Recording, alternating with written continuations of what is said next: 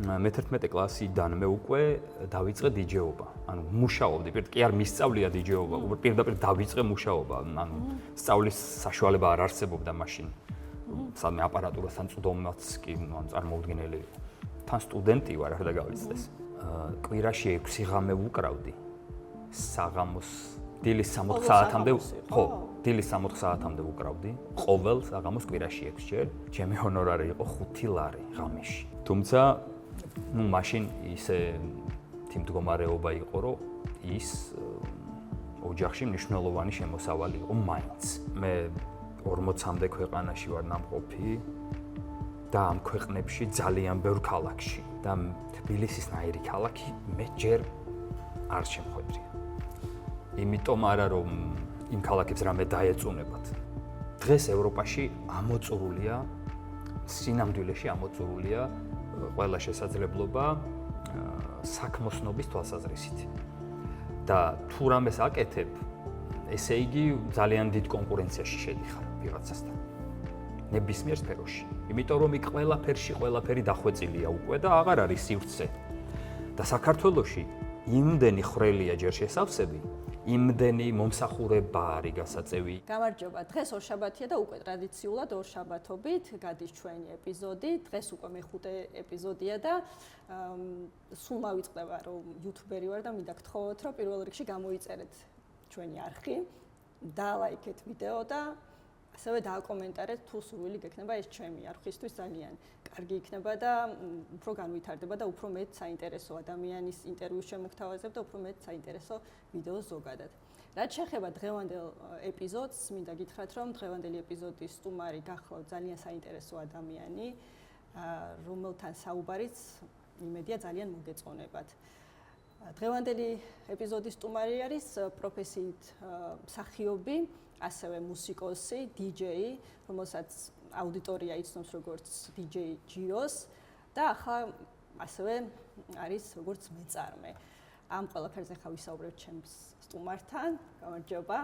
გამარჯობა ირინო, გილოცავ ამ წამოწყებას, გისურვებ ძალიან ბევრ წარმატებას და მე ნახე უკვე შენი წინა ეპიზოდები, არაჩვეულებრივი სტუმრები გყავდა და ჩემთვის უკვე პატივია შენს გადაცემაში ჯდომა, ისეთი წინა მორბედი სტუმრები გყავდა. ძალიან დიდი მადლობა. მოვეკითხავ ყველა წინა სტუმარს და ყველას მადლობა რომ ხარი დაგიჭირეს და შენს გადაცემაში მონაწილეობა მიიღეს. ძალიან დიდი მადლობა.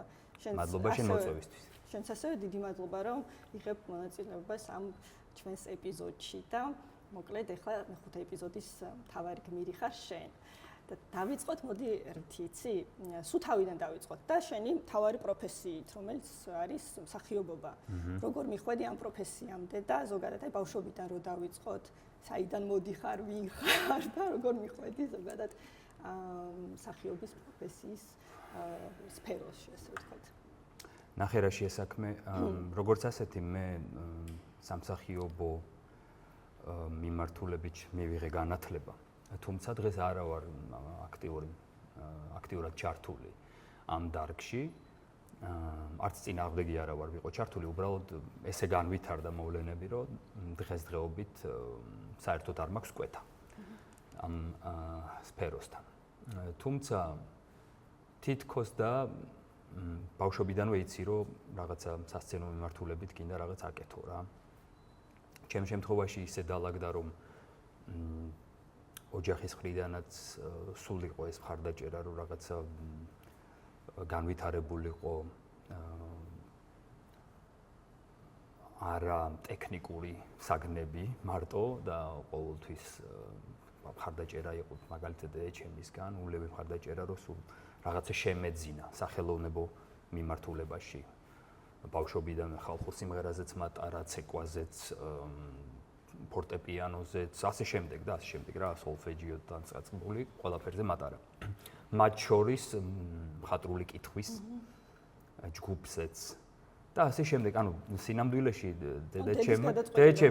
დედაჩემმა ძალიან დიდ წილად შეუწყო ხელი ფორმირებას ჩემში.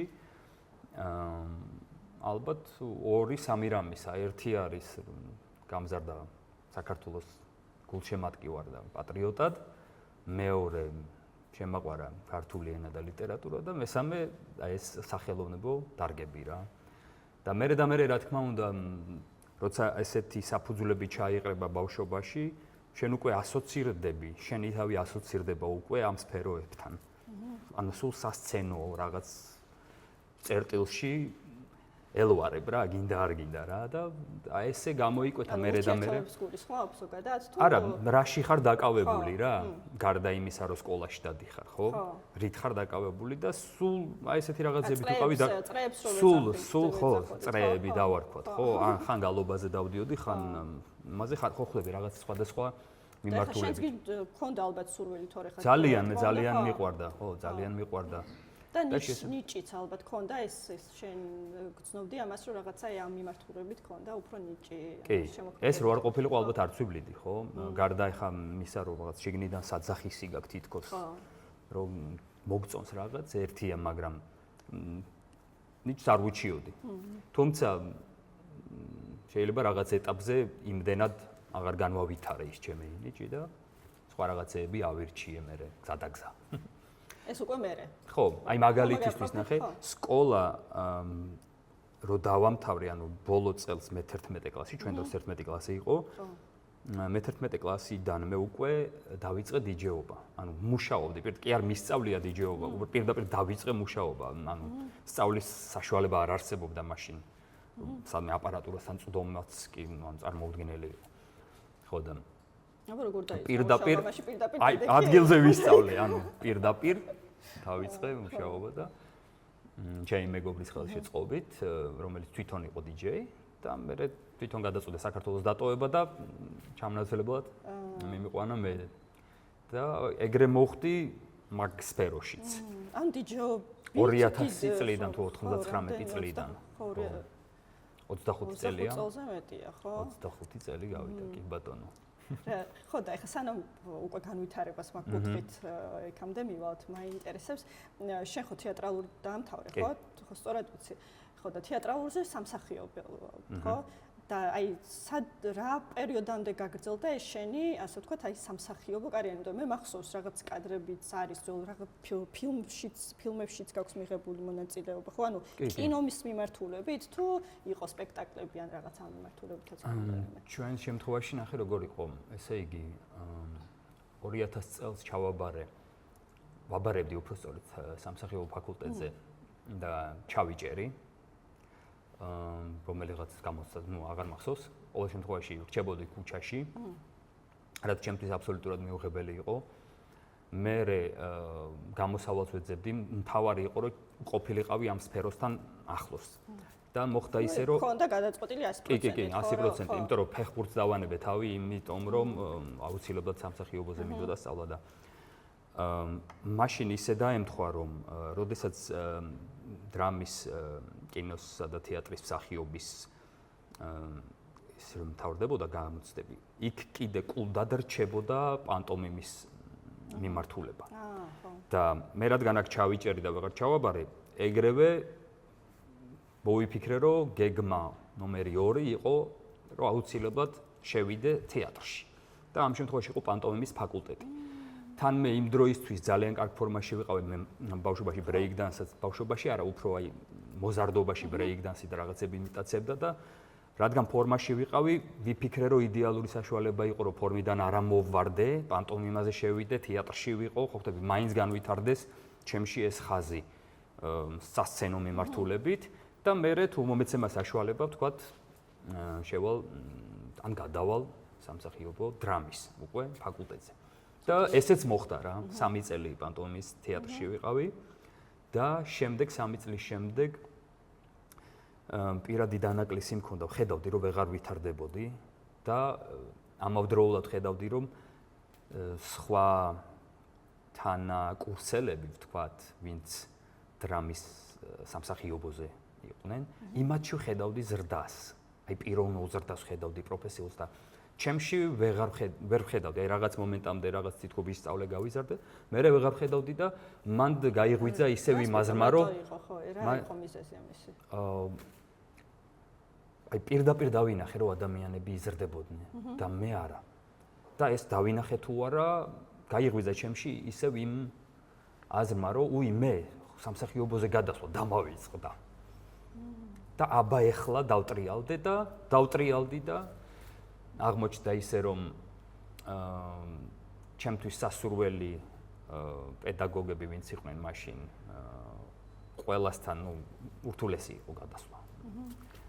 და ფაქტობრივად ყველა კარი დაიკეტა. ყველა შესაძლებლობა რაც მეგონა რომ შეიძლებოდა სადმე და ერთადერთი ვარიანტი რჩებოდა ის იყო ქალბატონი ლილი იოსელიანის ჯგუფი. და ქალბატონ ლილისთან არც მიფიქრია და გაკუნება, იმიტომ რომ არც არასდროს წარმომედგინა რომ ანუ ლილი იყო ყველასთვის საზომი ერთეული და იქ ვერც გავბედავდი რა, მოკლედ და გაკუნებას. ესეთი წარმოდგენა მქონდა და როცა ყველა კარი დაიკეტა და მხოლოდ ეგ კარი იყო, სადაც არ მქონდა ჯერ დაკაკუნებული, თავი ვაიძულე, რომ ანუ ცდით გამომეძალა ბედის წერისთვის შესაძლებლობა და დავაკაკუნე იმ კარზეც. ჩემ და საბედნიეროდ მოხდა აბსოლუტურად მოულოდნელი რამ. ქალბატონმა ლილიმ ისეთ ველად მიმიღო და თან გავესაუბრე ძალიან მოკლედ, როცა შესვენება ჰქონდათ აუდიტორიაში სამსახიობო სტატობის გაკვეთილზე. შესვენების დროს შევედი რომ გავსაუბრებოდი სულ რაღაც 5 წუთით. დამიპარა რა და აი ამ 5 წუთიან საუბარში ვიგრძენი ყველაფერი, ის რომ გენიალური პიროვნების წინ ვიჯექი, ის რომ დედაშვილური თვალებით შემომხედა, ის რომ ვიგრძენი რომ უკვე შესაძლებლობა მაჩუქა. აი ეს ყველაფერი ვიგრძენი აი ამ 5 წუთში.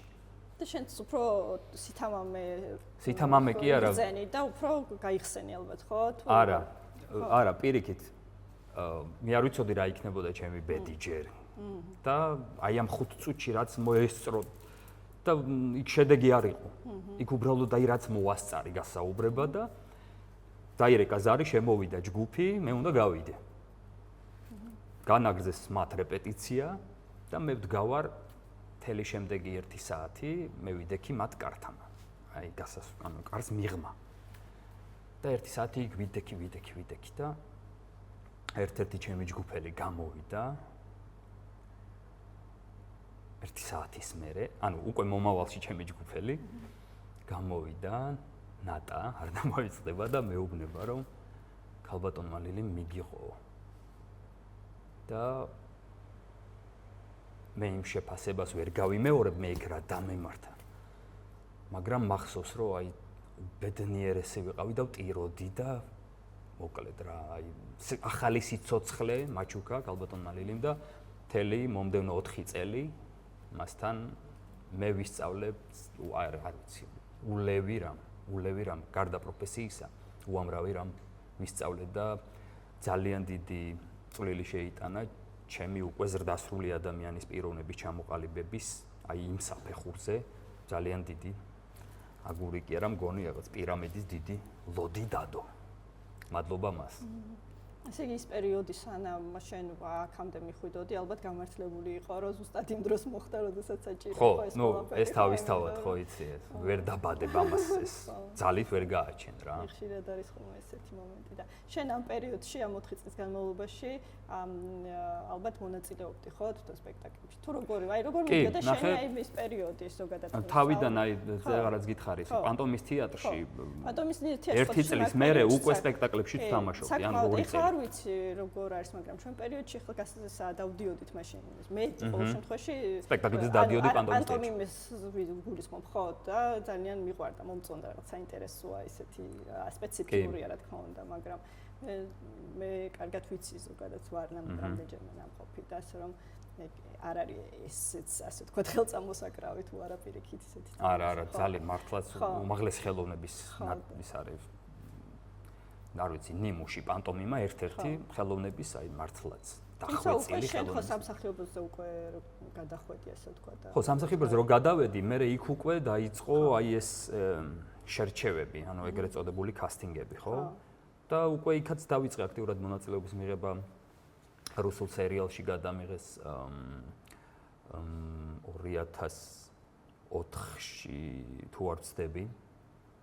მე მგონი 2004 წელს გადამიღეს რუსულ სერიალში, რომელიც საკმაოდ მაშინ ძალიან ისე დიდი პოპულარული არტისტებით იყო დაკომპლექტებული და ჩემთვისაც პრესტიჟი იყო და ჰონორარიც კარგი იყო და მით უმეტეს სტუდენტი რო ხარ და ჰონორარს იღებ, ნუ არ ვიცი, ეს იყო ზღაპარი.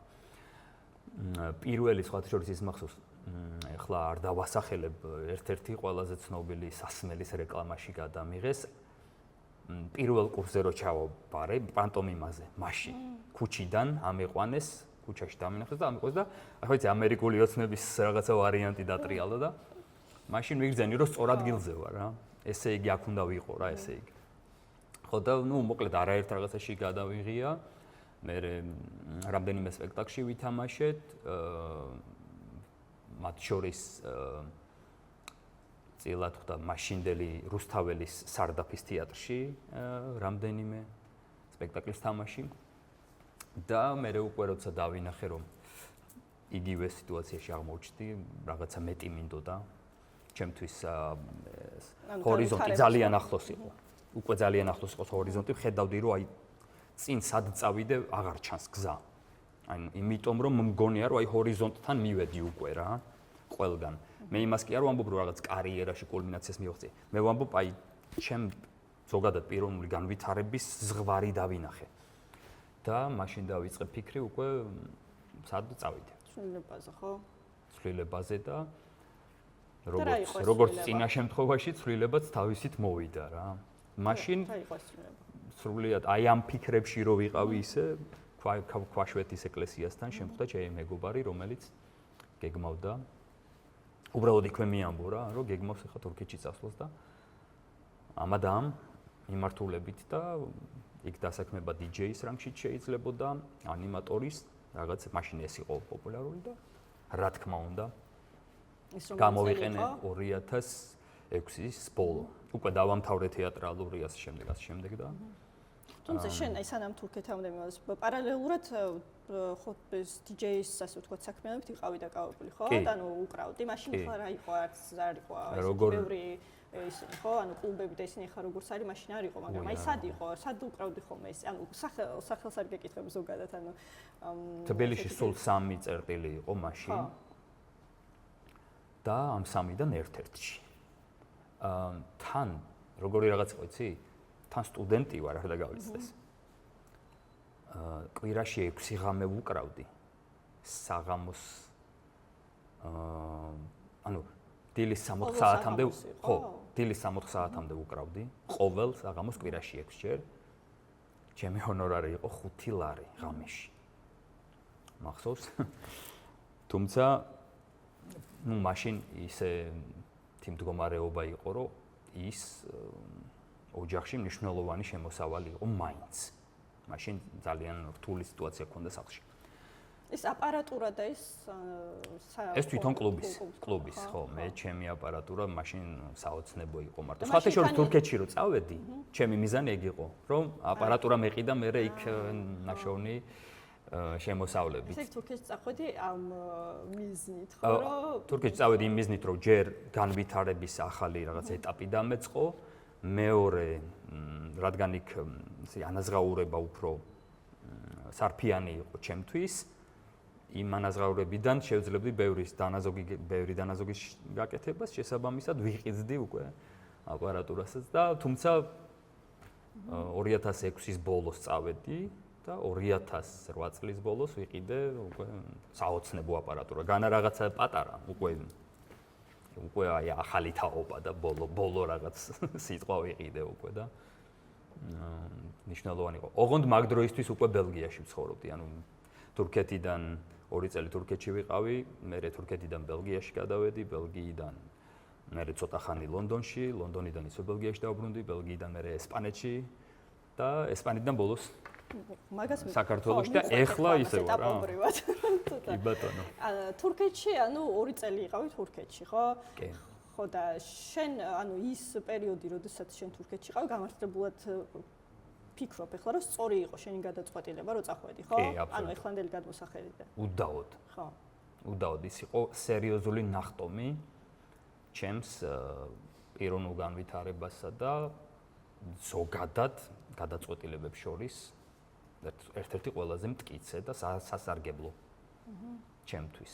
რომ არა ეგ გადაწყვეტილება მე იმდენ რაღაცას გამოვაკლდებოდი, რაც მაშინ შევიძინე. ანუ გული არ დაგწყვეტია, რომ ეს სამსახიობო კარიერა ასე უარი თქვი, ფაქტობრივად ესე არ გამოდის ახლა. ეგრე არ გამოდის და გეტყვი რატო?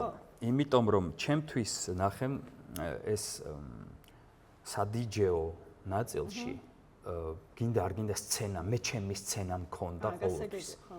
ანუ ჩემ სცენამ უბრალოდ იქ უფრო მეტი განვითარება პოვა ინდივიდუალურ სცენაზე, ვიდრე აი ესე ჯგუფურ კოლექტიურ წარმოდგენებში. აი ესე დავარქმევდი ამას. ანუ შენი თავი იპოვე აქ, ხო? ჩემი თავი უფრო იქ ვიპოვე.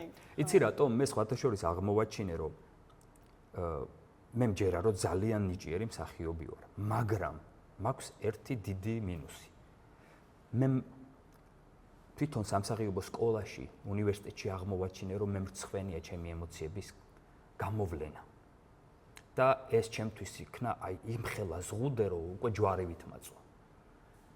მე ზუსტად ვიცოდი რა უნდა მექნა, ზუსტად ვგრძნობდი, მაგრამ ვერ ვაძლევდი ჩემს თავს უფლებას, რომ ემოციები მეჩვენებინა სცენა. და ეს სცენა მაგისია, რომ ის ემოცია აჩვენო. და ის გაშიშვლების ნაწილი, ემოციური გაშიშვლების ნაწილი ჩემთვის ტვირთად იქცა. და გიფიქრი ამაზე, რა შეიძლება ყოფილიყო ამის მიზეზი და დაძლია თუ არა ეგ ეს ეხლა დღეს უკვე სხვა ადამიანია შენს წინაშე ვთქვათ რა, ვიდრე 25 წლის წინ.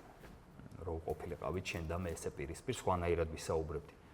დღეს სავარაუდოდ მე რომ ვინმე შემომთავაზოს ერთი კონკრეტული როლი შესასრულებლად, რომელსაც მე ავირჩევ, ასე ვთქვათ, სადაც დავინახავ, რომ მე ამ როლს ჩემს გემოზე კარგად შევქმნი, დარწმუნებული ვარ უმაგრეს შედეგს დავდებ. იმიტომ რომ უკვე ვიცი ჩემი ეს გახსნილობა, ვთქვათ, ემოციური ფარდის ახსნა, რამდენად სასარგებლოა, ვთქვათ, ფილმის მაყურებლისთვის და მათ შორის ჩემთვის. იმიტომ რომ მე ვიტანჯებოდი რეპეტიციებზე, სპექტაკლებზე ვიტანჯებოდი, იმიტომ რომ ვიცოდი რომ ეს უნდა დამეცალა და არ ვცლიდი. და მე ეს სახში მიმქონდა და ვიტანჯებოდი. ანუ ეხლა ოცნებად გაქვს მაინც ეს ანუ ეხლა შეიძლება ითქვას რომ ეხლა ვარ მწიფე. მწიფებული ვარ იმისთვის რომ რორამე ერთ დღეს ჩემთვის საინტერესო როლი იყოს, აი დავღეჭავ. დავღეჭავში გულისხმობ იმას, რომ უკვე აღარ მომერიდება იმის გამოვლენა, რაც საჭიროა რა. ეს თავისით მოხდა თუ შენ იმუშავე საკუთარ თავზე? შენ ემოციებს. იცი რა არის, როცა გავაცნობიერე, რამხელა ტყივილს ვაყენებდი საკუთარ თავს. რეალურად მაშინ მოხდა, რომ ჩამოვშორდი ამ სფეროს და მარტო აი ამ ცოტა უფრო ბუტაფორიულ დიჯეობაში გადავზარდე. იმიტომ რომ იქ არ გჭირდება გულწრფელობა, დიჯეის ემოციური გულწრფელობა არ გჭირდება, შენ მუსიკით შეგიძლია ეს თქვა. და ამას ეგრევე გრძნობს მსმენელი. და ეს იმდენ სიამოვნებას და შვებას მანიჭებდა, რაც მანამდე ჩემ თავს ავუკრძალე, ასე ვთქვათ. ხო? რომ ამაში, ამიტომ უფრო მივყევი ამას და უფრო ვენდე ამ ნაწილში ჩემს თავსაც და წარმატებაც ბევრი წარმატება მოყვა. შესაბამისად ხარ რაღაცო გადაუხვევდი სადმე. თუმცა პარალელურად მე უკვე ბელგია, ინგლისი, აი ამ ევროპის ქვეყნებში რომ ვუკრავდი უკვე როგორც DJ, ანუ მოხდები ჩვეულებრივ ჯავშნის, თვითფრინავს ყიდულობს, როგორც არტისტები. როცა უკვე მაგ დონეზე ავედი, მაქედან უკვე სულ კომფორტში ვიყავი, იმიტომ რომ ხდები, როდესაც ხედავ შედეგი, როგორი შეიძლება დასვა. ალბათ რომ გაფასებე, ხო ეგ? ხო, რა შედეგი, ეგ ხო შედეგია. შენი შრომის და იმიტომ რომ მე ძალიან ბევრ შრომობდი სახლში. მე როცა შევიძინე ეს აპარატურა, ძალიან ბევრ შრომობდი სახლში. რასაც შენით ყველაფერს, ხო? კი, ძალიან. მათ შორის თვითონ დაკვრის მანერა, როგორც ასეთი, სოფლიოში სტანდარტულად არის ერთი დაკვრის მანერა. ვთქვათ, ჰიპ-ჰოპში და ამ მიმართულებით, ხო, ერთი რაღაცა სტანდარტია დაკვრის, ძირითადი ელექტრონული ტექნო იქნება, ჰაუსი თუ რაღაც, ერთი სტანდარტი დაგვისვა. და მე მაგ სტანდარტებში არ მინდოდა არასდროს ყოფნა. და უფრო ვირტუოზული ასე ვთქვათ, უნარები მინდოდა შემეძინა და ძალიან ბევრს მუშაობდი. ძალიან ბევრს და შენი სტილი ქონოდა, კი. საკუთარი, ხო? კი, და იყო ეტაპი ჩემს ცხოვრებაში, როცა მარტო ერთ DJ-ს სოფლიოში ყო ერთ-ერთ ცნობილ DJ-ს შეეძლო იმ მის გაკეთება, რაც მე შემეძლო. და სხვას არავის, რეალურად ვერა, იმიტომ რომ სინამდვილეში DJ-ები არ უთმობენ დროს აი ამ უნარების განვითარებას სამწუხაროდ. DJ-ობა შენ დაიწყე თითქმის 17 წლის იყავი, ხო, დაახლოებით პირველ კურსზე, ხო თქვი. ხო და ანუ სკოლის ხო ბოლო კლასიდან სადაც. ხო და აი ბელგიაში როგორ მოხვდი და აი ზოგადად იყო თუ არა ეს მიზეზი, ასე ვთქვათ, ზუსტად ეს DJ-ობის განვითარება, ამ მიმართულებით განვითარება შენი და რა იყო ზოგადად აი საფუძველი წასვლის. სიმართლე გითხრა. შემოგთავაზა თუ შენ გადაწყვეტე როგორი? ხო, რაღაც ახლა ევროპაში გასვლა მანამდეც მინდოდა. იმიტომ რომ როგორც სამსახიობო პროფესიას რო ვეუფლებოდი, მე მაშინ დავიწყე თომ ესპანური ენის შესწავლაც რა, რამდენი 15-20 გაკვეთილი მარტო, მეტი კი არაფერი, მაგრამ რაღაცა საფუძველი ჩაუყარე, ასე ვთქვათ, იმიტომ რომ მე წარმომედგინა, რომ ესპანეთში გავაგრძელებდი კინოსამსახიობო კარიერას. რაღაც ესე მჯეროდა რა, მაშინ ესე ვხედავდი. იმიტომ რომ მომწონდა ესპანური კინოინდუსტრია და თავს ხედავდი იქ. და თავიდან მინდოდა ესპანეთში წასვლა. როცა დავამთავრე რა სამსახიობო თეატრალური. და რა თქმა უნდა ვიზა არ მომცეს, იმიტომ რომ ეგრე იყო. ვიზა არ მომცეს და რადგან ესპანეთში ვერ წავედი, მერე დამწუხრებული ვიყავი რაღაც პერიოდი, მაგრამ მერე თურქეთში წავედი და თურქეთმა უკვე მომიტანა ის, რომ მერე რაღაც სიყვარულის ისტორია დატრიალდა. ეს გოგონა გახდათ ბელგიიდან და ამ სიყვარულის ისტორიამ აღმომაჩინა ბელგიაში. ეს იყო რა, მთელი ამბავი.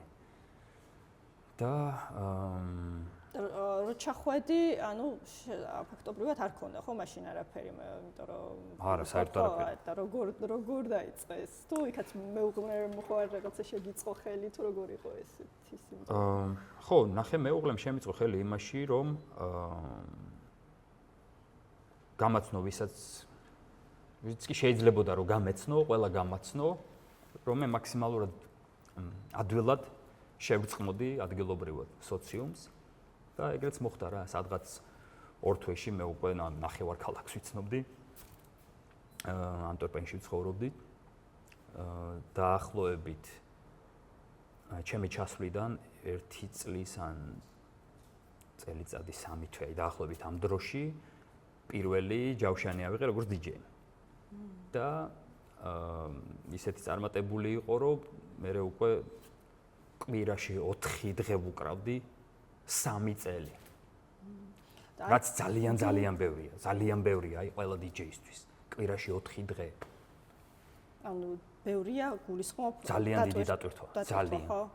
ძალიან დიდი დატვირთვა და დიდი იყო ალბათ არა? ფაქტია, ხო, აბა ისე როგორ. ხო. თო ისე როგორ.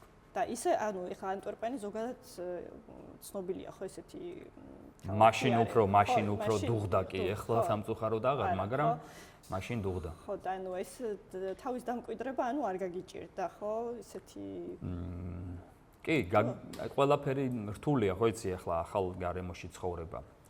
თანაც ანტვერპენი არის ისეთი ადგილი, სადაც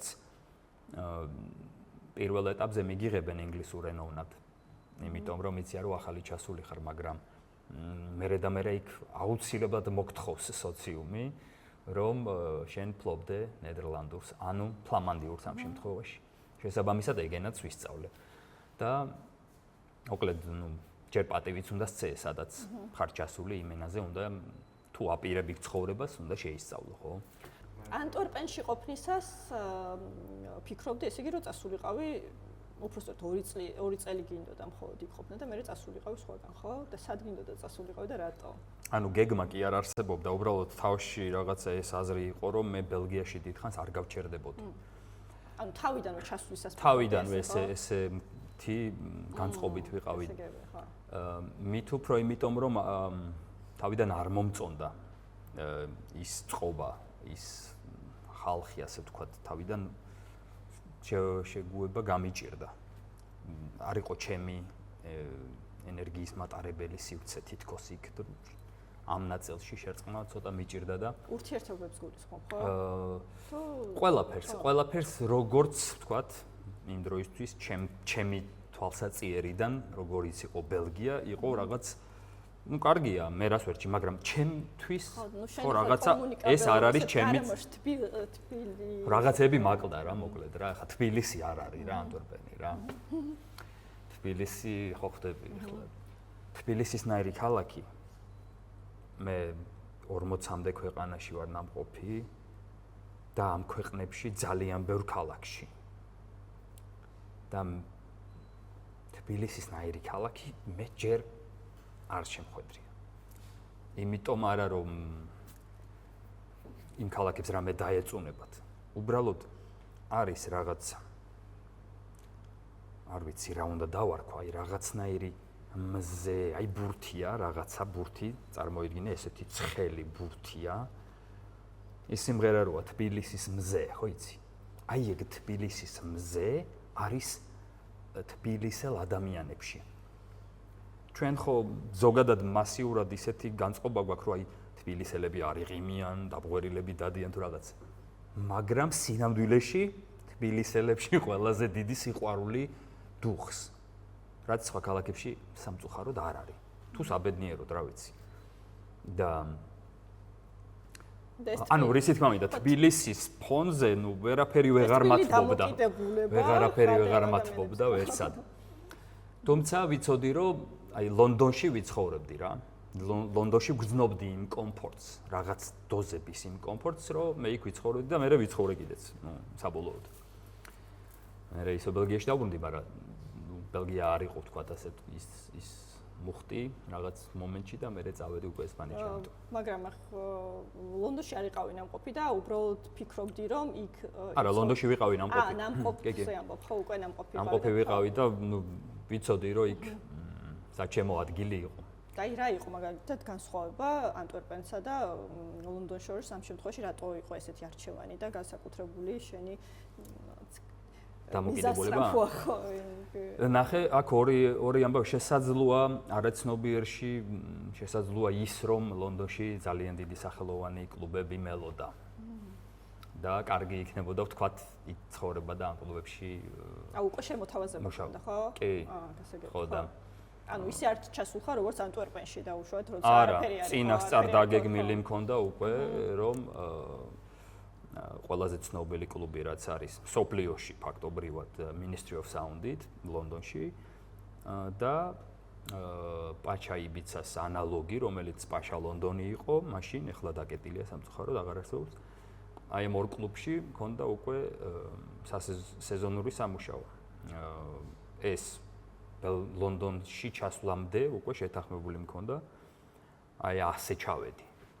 ანუ უკრავდი სამ კვირაში ერთხელ Ministry of Sound-ში, ორ კვირაში ერთხელ ფაშაში. ეს რომელი წლები იყო და ეს არის 2013 მთელი სეზონი. და რა ვიცი, ეს იყო ერთ-ერთი, რა ვიცი, ამ მიმართულებით თუ რამე საოცნებო შეიძლება იყოს, არის ეს სახელოვანი კლუბები შენი მუსიკით აცეკო რა, ანუ რა ვიცი, სხვა რა უნდა გინდოდეს. თუ სამსახიობოში ვთქვათ, ვინმეს მოცნება დაქვს, რომ კონკრეტული როლი შეასრულოს, ამ სადიჯეო მიმართულებით ეგ გაქვს, რომ აი ამ სცენაზე დაუკრა, ამ ფესტივალზე დაუკრა და ასე შემდეგ, ხო? აი რა განსხვავება იყო ახლა ლონდონის ამ კლუბებს შორის, სახელოვან კლუბებს შორის და თუნდაც ახლა ბელგიის კლუბებს შორის, ანტვერპენის კლუბებს შორის, აი შენი გადმოსახედიდან როგორც DJ-ს, როგორ გრძნობდი ამ ყველაფერს, ანუ იქ მყოფი ადამიანებისგან თუ სტაფისგან თუ რა იყო ის რაღაცა აურა თუ რა იყო რაც განსხვავებდა ამ ყველაფერს. რა თქმა უნდა, ყველა კლუბს თავისი რაღაც ენერგეტიკა აქვს და აურა შესაბამისი იკვრება, ხო? იკვრებაში გულისხმობა არა მუსიკალურ დაკვრას, არამედ შეკვრას. ამიტომ ეს ერთულია რომ რაღაცა აი კონკრეტულად თქვა რომ ბელგიაში ისია და იქ თქვა ლონდონში ისია და იტალიაში ასე. შენი გადმოსახე იმიტომ რომ შენ როგორ ვსვამდი თავს იქ? განსხვავებული თუ იყო? განსხვავება იქ იყო იმაში რომ გარდა ზომებისა, ვთქვათ, აი ამ სახელოვანი კლუბების მასშტაბურობისა და სახელისა, ხო, ავტორიტეტისა. ამის გარდა ის იყო რომ თვითონ ინგლისური პუბლიკა არის ანუ ყველა ქვეყანა სხვანაირად ერთობა რა, მარტივად რო ვთქვათ. ბელგიაში სხვანაირად ერთობიან, ინგლისში სხვანაირად, თბილისში სხვანაირად, ასე შემდეგ. და აი ეს სხვაობები არის. რო გითხრა რომ იქ მერჩევნია პუბლიკა ვიდრე ვთქვათ ესპანეთში, ესე ვერ იტყვი. იმიტომ რომ იმას დავის ხიბლი აქვს ამას თავისი. მაგრამ თვითონ კლუბის ავტორიტეტი და აი ეს და ის რომ საერთაშორისო დამსწრე-ყავდა მუდმივად. იქ არ არსებობს მარტო ლონდონელი. მთელი მსოფლიოდან ჩამოსული ტურისტი მოდის Ministry of Sound-ის სანახავად. ხვდები და შენც როგორც DJ აი ამ ჩამოსული ტურისტი რომლისთვისაც ოცნება იყო Ministry of Sound-ი ენახა და გამოეცადა 80 დინამიკიანი, ეგრეთ წოდებული სპიკერი, ხო, როგორც არ უნდა დავასათაუროთ ხმამაღლა მოლაპარაკე. აი ამ ლეგენდის რომელიც რავი წლების მანძილზე ესმოდათ რა იმ ლეგენდის შესახებ და მე მოდიან და ამას უკვე ხელით ეხებიან და ემოციით გრძნობენ. შენ ხდები ამის მონაწილე რომ ის ადამიანები, აი ვთქვათ 800 კაცი ამ დარბაზში, სამი დარბაზია, ვთქვათ ამ დარბაზში ეტევა 800 კაცი და ამ 800 კაციდან დიდი შანსია რომ 600 იყოს ტურისტი. და ამ 600 კაცისთვის შენ ხარ ის პირველი გამოცდილება, რაზეც ოცნებობდნენ რომ აი ამ კლუბში მიეღოთ. და შენ ხდები ერთგვარი აი ამ დიდი ორკესტრის, აი ეს დირიჟორი რომ განამარტო კლუბი და რაღაც შენთვის პრესტიჟია აქ რო უკრავ. არამედ იმ ადამიანებისთვისაც უკვე აი ამ ოცნების ნაწილის, ასრულების ნაწილი ხარ რა და ამას რო იაზრები თემაა რა. უფრო მეტ мотиваციას და პასუხისგებლობას, მეტი პასუხისგებლობა, მაგრამ мотиваცია თავისთავად. და შენც რო ხედავ რაღაც ესეთ ნაბიჯს და უფრო დიდ საფეხურზე ასვლას, ალბათ უფრო მეტად ხარ თავდაჯერებული და უფრო მეტ საკუთარ თავსაც ალბათ უფრო მეტ სწხოვდი მე რა. თავისთავად. და რაც შეეხება ბელგიაში დაბრუნებას, აი რა იყო მაშინ იმის მიზეზი, რომ ისევ დაბრუნდი შენ? ანუ ერთი წელი იყავი სრულად, ხო? იქ და ანუ ესეთი კარგი შედეგები ჰქონდა. რაშია წარმატებული DJ ესეთ კლუბებში. ისე გამოვიდა, რომ მე გარდა ჩემი ამ მუსიკალური თუ სამსახიობო ინტერესებისა, მე ძალიან ახლობლად მიმაჩნია მოდის სფერო. შესაბამისად ბელგიაში ჩასვლის დღიდან მე მომიწია ძალიან წარმატებული ადამიანების გაცნობა ამ სფეროში, ანუ მოდის სფეროში და შესაბამისად ჩავერთე ნაწილობრივ სულ ჩართული ვიყავი სხვადასხვა ბრენდის თუ დიზაინერის თუ მაღაზიის თუ რაღაცეების ცხოვრებაში. და ეს ჩართულობა იყო ისეთი, რომ მე გამომივიდა, რომ მუდმივად მთელი ევროპაში ცხოვრების აი წლების 14 წლის მანძილზე სულ მუშაობდი როგორც მოდის სფეროში, ისე DJ-ობის მიმართულებით. ამიტომ თქვათ ანტვერპენში მე რო დავიწყე ამ სფეროში მუშაობა და ეს იყო 2008 წელს ჩავედი მე 2008 წელი 2012 წლის ჩათვლით, აი 13-ის შუამდე სადღაც იმდენი ცოდნა მივიღე მოდის მიმართულებით.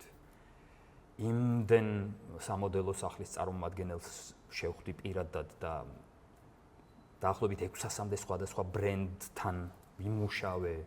ცნობილ ბრენდებთან. ცნობილ ბრენდებთან, არაცნობილ ბრენდებთან. არმანი მერე ხდება, ლონდონის მერე. მას ლონდონამდე ამბობ. ხო, მე ხა ვამბობ როგორ იცი, უდიდეს ბრენდებზეც მაქვს საუბარი, Vivienne Westwood-ი დაწყებული, Creed-ის პარფიუმერიის სახლი გინდა თუ, არ ვიცი, აი ხა ვარ დავწურმანდები. ხო. 600-მდე სხვადასხვა ბრენდს. მოკლედ, რა ვიცი, შევესის ხორცე მთლიანად. ან გადაშვებული ვიყავ და მაგ ანუ რა კუთხით მარკეტინგის თუ ყველანაირი კუთხით შეიძლება ითქვას, დაწყებული გაყიდვებიდან, ბრენდის წარმომადგენლობით გაგრძელებული, მერე გადაიზარდა ეს, ვთქვათ, კონკრეტული მაღაზიების მართვაში. იქ რაღაც კონცეპტ მაღაზია ჩამოვაყალიბეთ 2010-ში. სადაც ესე იგი მე მამაკაცების მიმართულება მებარა მთლიანად და ჩვენი მიზანი იყო რომ ეს მაღაზია 3-5 წელიწადში გამხდარიყო მსოფლიოს საუკეთესო მაღაზია და 2013-ის მარტში მივახციეთ, ანუ 3 წელი და 3 თვე დაგჭირდა დაახლოებით რომ ამ სტატუსს ესე იგი გამოსარჩლებოდით ღირსეულად და მე უკვე თან ის იყო რა, ეგეც ამოიწურა, ხვდები, რაღაცას უესევა რა. რაღაცას ამოწურა, მინდა რომ ახალი განვითარება, ახალი ეტაპი დაიწყოს და მაშინ მივიღე გადაწყვეტილება უკვე დროა ლონდონის თემა დავქოქოთქო და გავედი კონტაქტზე ამ საჭირო ადამიანებთან. მოვილაპარაკეთ და წავედი. შუალედურად ტომი ჰილფიგერთან ვითანამშრომლე თვენახევარი, ეგრეთ წოდებული transition management-ი იყო, რომ ეს ბელგიაში. ბელგიაში სანამ გავიდოდი, ესე იგი, იმაში რა ქვია, ლონდონში და ლონდონში რო ჩავედი, იქ ასევე თანამშრომლობდი ადგილობრივად, მაშინ Covent Garden-ზე იყო, ესე იგი, მაღაზია Oakley. და Oakley-ს საკმაოდ უჭირდა ქალის ხაზის გაყიდვებში. და მოკლედ რო გავეცანი, ესე იგი, კომპანიის პრობლემას და რაღაც, უკვე აპირებდნენ ქალის ნასასხლის ჩახსნას მთლიანად და ძალიან ბევრი ვეჯაჯგური არ ქნათ მეთქი. ცოტა დრო მომეცით და შედეგებს გაჩვენებთ. იმიტომ რომ კარგი კოლექცია ჰქონდათ ნამდვილად. მაგრამ ვერ ყიდდა რა, აშკარად ვერ ყიდდა და აჩვენე შედეგი მერე. 3 თვეში 3 თვეში ზუსტად მახსოვს ჩვენი ესე იგი ბრიტანეთის მენეჯერი ვინც იყო ანუ Oakley-ს ბრიტანეთის ხელმძღვანელი ბრიტანეთში ესე იგი როგორი ბედნიერი იყო რომ ამ კოლექციის შენარჩუნებაზე დამთანხმდა. აი ამას რო გეტყვის უკვე გასაგებია, ხო? იქ მე კადრების გადამუშავება კოლექციის სწორად წარმოჩენა და რაღაცეებში იყო იქ მოკლედ ჩემი წვლილი რაც შევიტანე, რამაც გამოიღო შედეგი. მადლობა გმირთ. რა იყო ეს უნარჩვევა, რაც დაუშვათ შენ ამას შეგაძლებინებდა და თან კიდე ესეთი სახელოვანი ბრენდები შენთან თანამშრომლობდნენ, ანუ რა აძლევდათ მათაც შენს მიმართ ასეთ დობას და წარმოდგენა არ მაქვს. წარმოდგენა არ მაქვს, ალბათ არ ვიცი. ალბათ გრძნობენ რომ მესმის რაზე ვსაუბრობ. ალბათ. ანუ უხსნიდი წინასწარ ესაუბრებოდი რომ რას როგორ აპირებ და გენდობოდნენ ასე თუ რა იყო. ხო, ანუ ნახე ხა როცა რაღაცა საქმეზე როცა ვსაუბრობ, იქ გჭირდება რა ანალიზი, ხო? ანალიტიკაში რა შემდგომარეობს. რა პრობლემებს ხედავ? რა შესაძლებლობებს ასე ვთქვათ, კარგავ და ამისათვის რა არის საჭირო, რომ ეს დაძლიო. ანუ და მოყვებოდნენ ამაზე, ხო? ამას ახლა რო ჭკუად მყოფელი, ყველა ჭკუად ყოფილი თუ შენ სწორ გეგმას აჩვენებ და თვითონ რაც არ დაუნახავს იმას დაანახებ, იმას უნათდება, გინდა არ გინდა უნათდება გონება, ხო? თქვათ და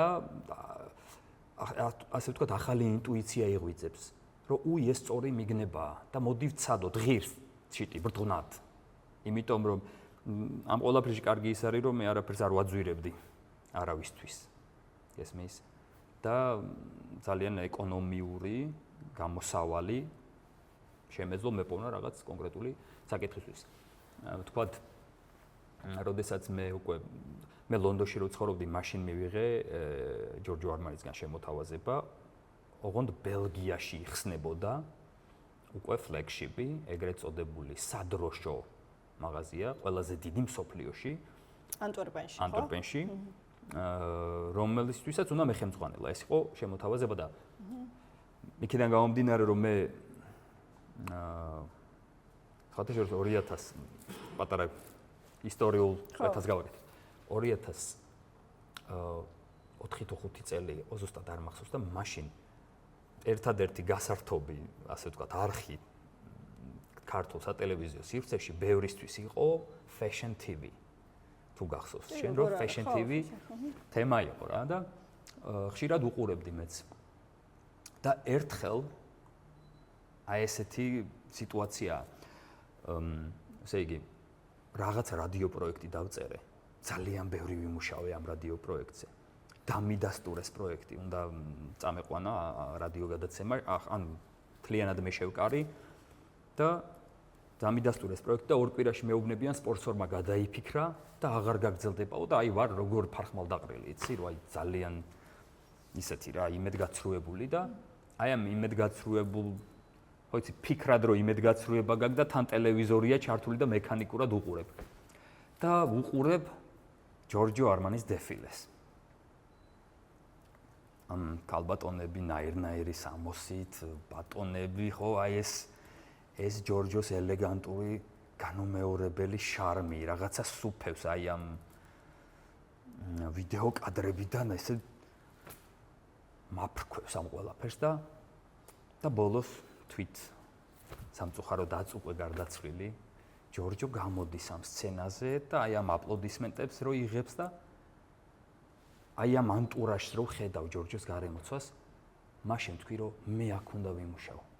ეს ჩემი სფეროა. აი მაშინ თქვი გულში. ტელევიზორი გამოვთე, გარეთ გავედი და ხის ძირას ჩავიკუზე და დავფიქრდი. როგორ მოხდე ჯორჯოსთან. აი მართლა გეუბნები. 1-15 წუთი ვიჯექი იქ ჩემეზოსთან ხის ძირას, ფიქრობდი როგორ უნდა მოხდე აი ამ წრეში, აი ამ სილამაზეში. ჩემი ადგილი იქ არის. ეხლა მე არ ვფიქრობდი არც დიზაინერობას, არც მოდელობას, არაფერს გავს, მაგრამ აბა იყო რა მოგხიბლა და რა მოგინდა. აი არ ვიცი, მე ვიგრძენი რომ ეს იყო ჩემი წრე. ადამიანები აი ამ წრეს ვეკუთვნი მე, აი რაღაც ესეთი. ეხლა დავბრუნდეთ ისე 2013 წელს, 2004-ია თუ 5-და. 2013-ში მოკლედ აი ჯორჯოსგან შემოდის პირდაპირ შემოთავაზება. მე ანტვერპენში არ ვცხოვრობ ლონდონში და იმეილზე მომდის ესე და ესე იხსნება ყველაზე დიდი მაღაზია და გვინდა რომ ხელმძღვანელო, ანუ აბსოლუტური შოკი იყო ჯერ. და მე ისე მინდოდა მაგ ბრენდთან მუშაობა, რომ ლონდონი დავთმე. და რა ვიცი, მერე უკვე გაგახსენდა ის? გადავისხი არმანის სისხლი გადავისხი თუ რაღაც დამემართა. ეს ჩანა ფიქრი გაგახსენდა 2005-2006 წელს. ეგ გამახსენდა. ფიქრობდი ამ პერიოდში რაღაც უქონდა ეს. ეგ გამახსენდა ხელშეკრულებას ხელი რომ მოვაწერე. აი მაშინ ამოტივდივდა. მე ლონდონიდან ჩამოვედი გასაუბრებაზე ერთი დღით. გასაუბრება მქონდა თუ სწორად მახსოვს ოქტომბრის დასაწყისში და ნოემბრის შუაში უკვე ხელშეკრულებას მოვაწერე ხელი. ანუ ლონდონში ვცხოვრობ, ჩამოვედი გასაუბრებაზე და ნუ არ ვიცი, იდეალურად ჩაიარა ყველაფერმა და ვიგრძენი რომ მოკლედ მე უნდა გადმოვბარგდე.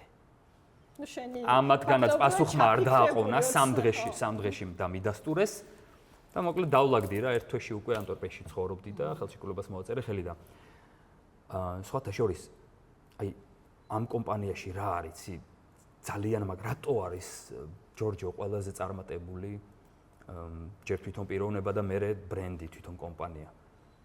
მე რომ ხელშეკრულებაზე ხელის მოსაწერად მივედი აქაც დავაზუსტოთ გაყიდვების თუ რა მაღაზიის მართვა და ამახლა ბევრი წვრილმანი არ შევალ ამაში. ხო, შესყიდვები, კოლექცია, ანუ მთელი თემები მე დიზაინებში ვიღებდი მონაწილეობას.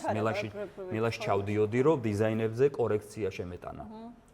მე ძალიან დიდი ნდობა გამომიცხადა ჯორჯო არმანიმ, ძალიან დიდი ნდობა. მე ფაქტობრივად მის დიზაინერებთან, PR-ის და მარკეტინგის ხელმძღვანელებთან, სოფლიო მენეჯმენტის გუნდთან ერთად ვიღებდი გადაწყვეტილებებს, იმიტომ რომ ეს დიდი თემა იყო რა ეს. და ეს მიზეზი რომ შენ შემოგთავაზეს მიზეზი ამისა იყო ის რომ მანამდე რა თქმა უნდა ქონდა რა თქმა უნდა. ალბათ ხო იყო ეს ჩანაწერები არსებობდა. ალბათ კვალზე გავიდნენ რა. საჭირო ხალხისგან რეკომენდაციებიც იყო იქ. თავისთავად. ანტვერპენში მე უკვე საკმაოდ დიდი რეპუტაცია მქონდა ამ სფეროში და ბუნებრივი იყო რომ მოიკითხეს ანტვერპენში, ბელგიაში ვინ შეიძლება ამ სფეროში. ეს პერიოდი ფაქტობრივად შენახ ორივე სფეროში, ანუ მუსიკალურ სფეროში, დიჯეობის ამბავში და მოდის სფეროში ერთობლივად იყავი, ერთდროულად იყავი, ხო? უბრალოდ როცა არმანის შეუერთდი, მაშინ შევამცირე დიჯეობის ნაწილი. 2 ღამესზე მეც არ უკრავდი. იმიტომ რომ ფიზიკურად ვეღარ გაჩავდი. იმიტომ რომ მოგზაურობა მიწევდა ხშირად პარიზი, მილანი, სათაო ოფისებში. მე კოლექციების შეძენის დროს ძალიან ბევრი საქმე. ეს ის არის რაც გინდა რომ აკეთო. რას ლაპარაკობ, ბედნიერეს ვიყავ. ასევე დიჯეობაზეც მასე ფიქრობ. კი. ეს ჯორჯო არმანიში მუშაობის 5 წელი ჩემთვის იყო. აი ძალიან ლამაზი დრო და მართლაც პატივი. რომ ამ კომპანიაში მუშაობ. წეღან მინდოდა მე თქვა ნახე. მე რო ხელშეკრულების მოსაწერად ჩამოვედი.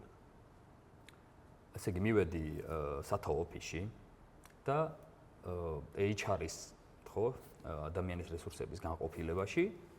ავედი, იმიტომ რომ სხვა განყოფილებებია რა თქმა უნდა. და ამ განყოფილებაში რო შევედი, იქ მოსაცდელია, ხო მაღალი კლასის ყველაფერი, ლამაზად, კოხტად, კომფორტულად, სასიამოვნო, სურნელია, იგრძნობა რომ ჯორჯოში არის ყველაფერი, ჯორჯოს შეთანხმებულია ყველა წერტილი რა.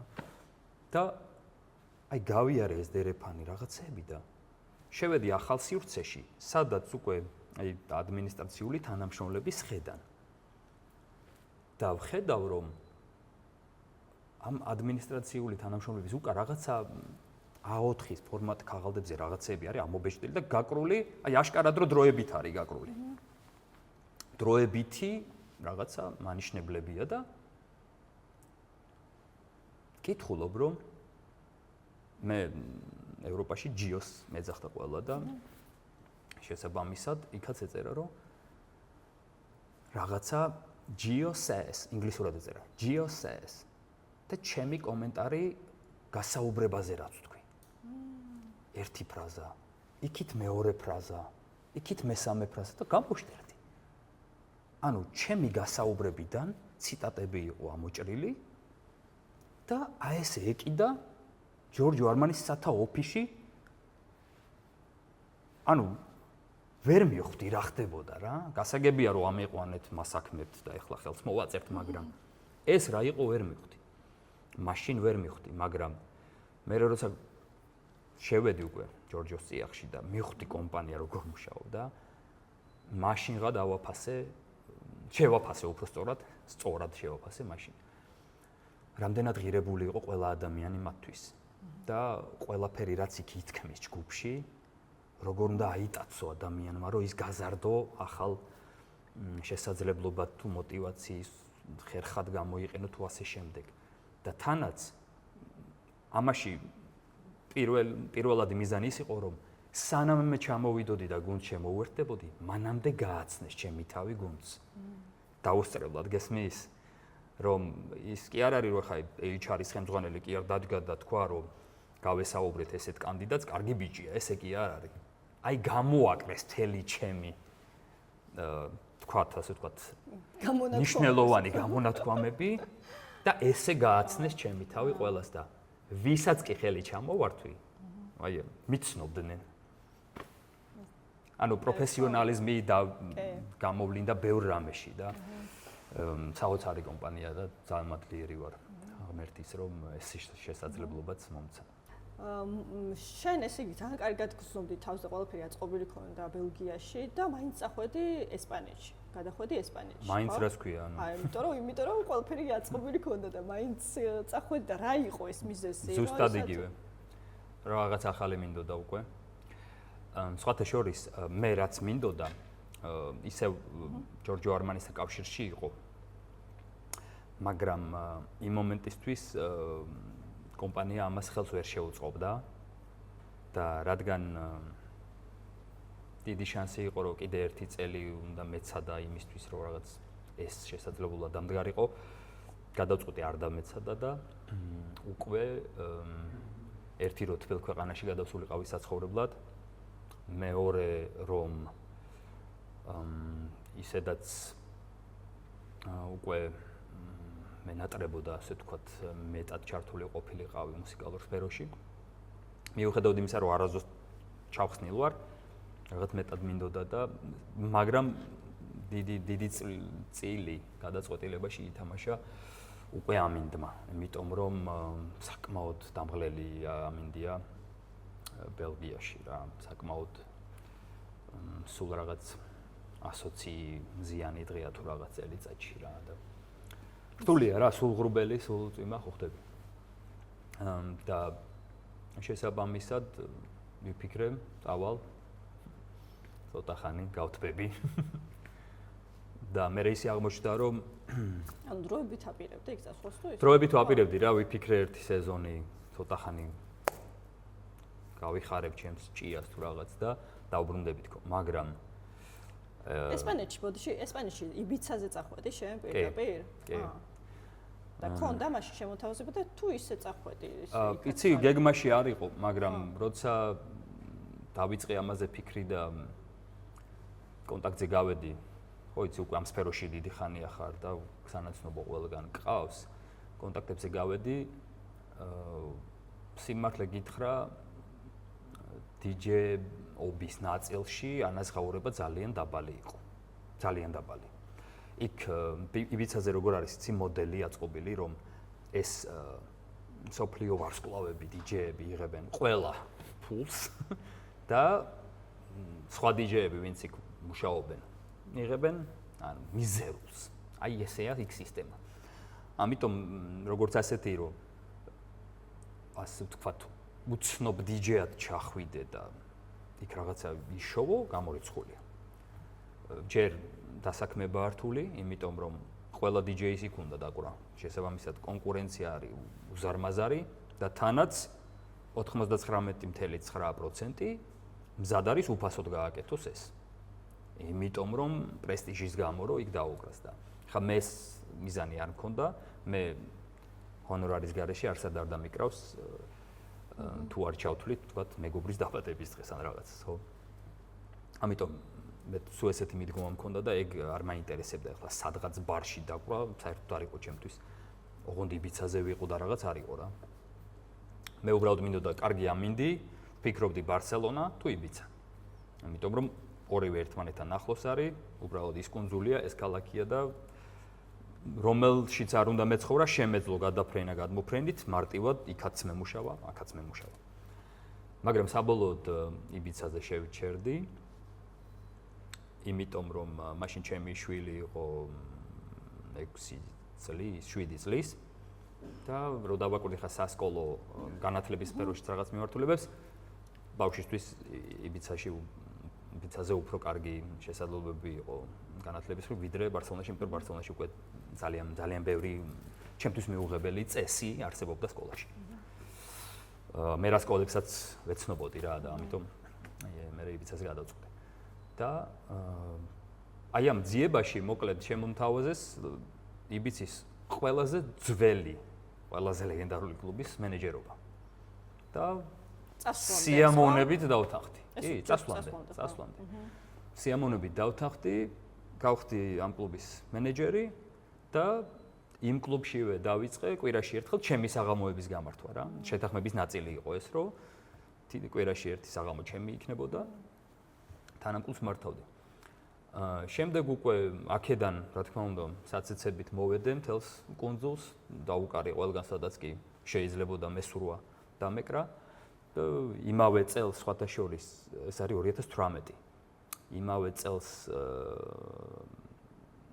მომიწია უკვე Tomorrowland-ზე დაკვრა და რადგან Tomorrowland-ზე დაუკარი მაშინ, ამან კიდე უფრო ხელი შეუწყო იმას, რომ კიდე უფრო მეტი შეკვეთა გაჩნდა ყველგან. ხო ხტები ეს Tomorrowland-ი ერთგვარი ის არის რა, ოსკარივით არის რა, ოსკაროსანი რო ხარ თუ რაღაც. Tomorrowland-ზე როგორ მოხდი? იქ ქონდა შემოთავაზება თუ შეცდომა? მე უკვე იბიცაზე ვცხოვრობდი, როცა Tomorrowland-ის ნაწილში გავაგზავნე ჩემი ჩანაწერები. ჩემი მეგობრის დახმარებით, ხო და გავაგზავნე და არ ვიცი, უბედნიერი ეს ვიყავი, რომ ეგრევე ჩამსვეს განაცხადში. და მერე ნუ ეს აეწყო ისე, რომ 3 წელი იქ ვიცხოვრე და ძალიან ეს სეზონური, ზოგადად სეზონურია ხოლმე, ხო? თუ მთელი 365 ხო, არა, სამწუხაროდ იბიცა არ არის როგორც პალმა დე მალიორკა ან რაღაც სხვა დიდი კუნძულები, იქ სულ 24-7-ზე დურს სიცოცხლე. იბიცა სეზონურია მაისის 1-დან ოქტომბრის 15-მდე. აი ეს არის საშუალოდ იბიცის სეზონი, სადაც ყველა მთავარი დატვირთვა ამაზე მოდის. იბიცაზე ცხოვრობს 125,000 ადამიანი, მაგრამ მაისიდან ოქტომბრის ჩათვლით 1,200,000.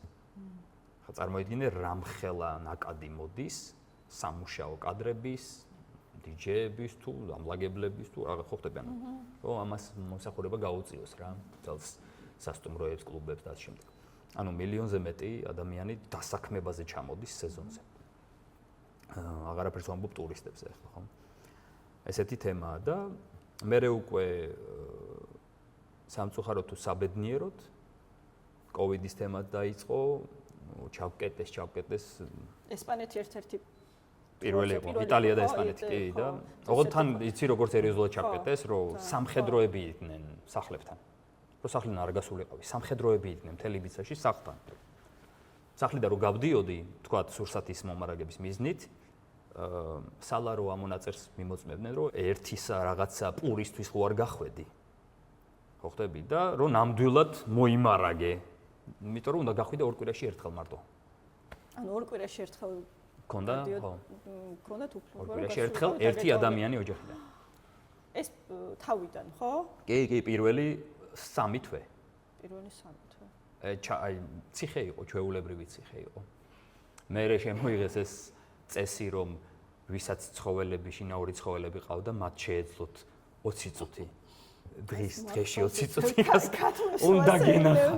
უნდა გენახა აივნიდა რომ ვიხედებოდი და რომ ვისაც რამე ყავდა სახში მე თუთიყუში მყავდა რა და თუთიყუში სათქაფესე ერნებინა ფიქრობდი რა მოვაბა თუთიყუში რომ გავასეირნო ხო ხტები ხო აი ესეთი ხო მაგრამ კოვიდმა დააჩქარა ის რომ უფრო მალე გადმოვდგი საქართველოსკენ ნაბიჯი რა, იმიტომ რომ სულ მინდოდა ეს დაბრუნების ნაწილი მომხდარიყო, თუნდაც სანახევროდ და მოხდა კიდეც მაგალითად. საქართველოზე გადმოვალთ, მაინტერესებს აი იბიცაზე ყოფნამ და მუსიკალურმა ასე ვთქვათ შემოქმედებითმა ნაწილმა როგორი განვითარება პოვა შენში და რა ზოგადად რა იყო შენთვის ახლა ეს პერიოდი და რით იყო განსხვავებული თუნდაც აი მანამდე ლონდონში დაკვრისგან და ბელგიაში დაკვრისგან რა იყო ესეთი სხვაობა ესეთი ხელშესახება. ხო, იბიცა ძალიან მაგნიტური ადგილია, ძალიან.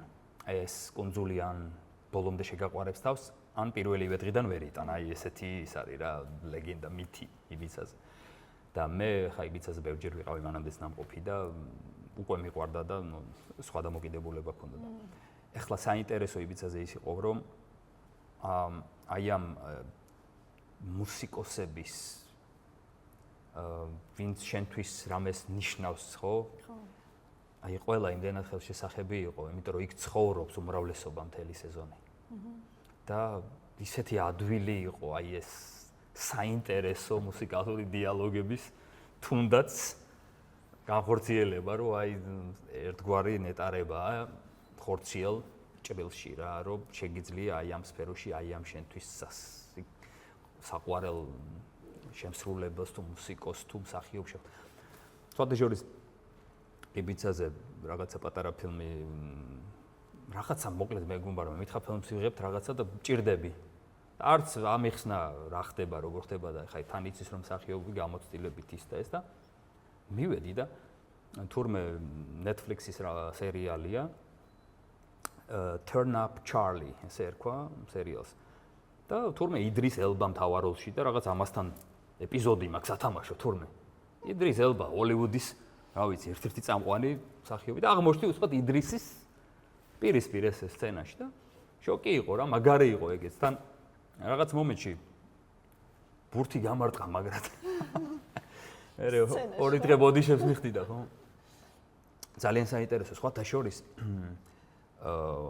ძალიან ბევრ ცნობილ ადამიანს შეხვდი, ძალიან ბევრს რიჰანა, ბონ ჩარლზ, ესა რა ქვია, შაკილ ონილი, ჩემთვის საინტერესო იყო ძალიან მასთან შეხვდა. ჟან-კლოდ ვან დამი, ჩვენი ბავშვობის კუმირები, ძალიან ბევრ ადამიანს, ძალიან საინტერესო ადამიანს. მაგრამ შაკი, აი ხო ამბობენ ხო რამდენი რამე გამიგია მსმენია შაკიზე, რომ აი დიდია. უნამუსო იყო, დამჭრილა. უბრალოდ ჩრდილმა მომახედა რა. იმხელა იყო. ხო, ეს მოხდა Tomorrowland-ზე, სხვათა შორის ერთ-ერთ Tomorrowland-ზე. არ მახსოვს რომელ წელს იყო, მე მგონი 2015-ში.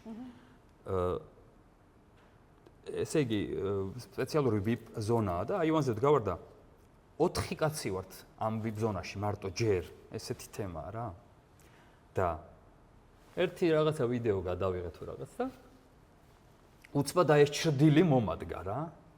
და გამოვიხედე, ანუ მე მეგონა რომ რაღაცა ან გადამღები რაღაც დიდი კამერა, ხო იცი რაღაცა მოძრაობს ცაში დრონივით.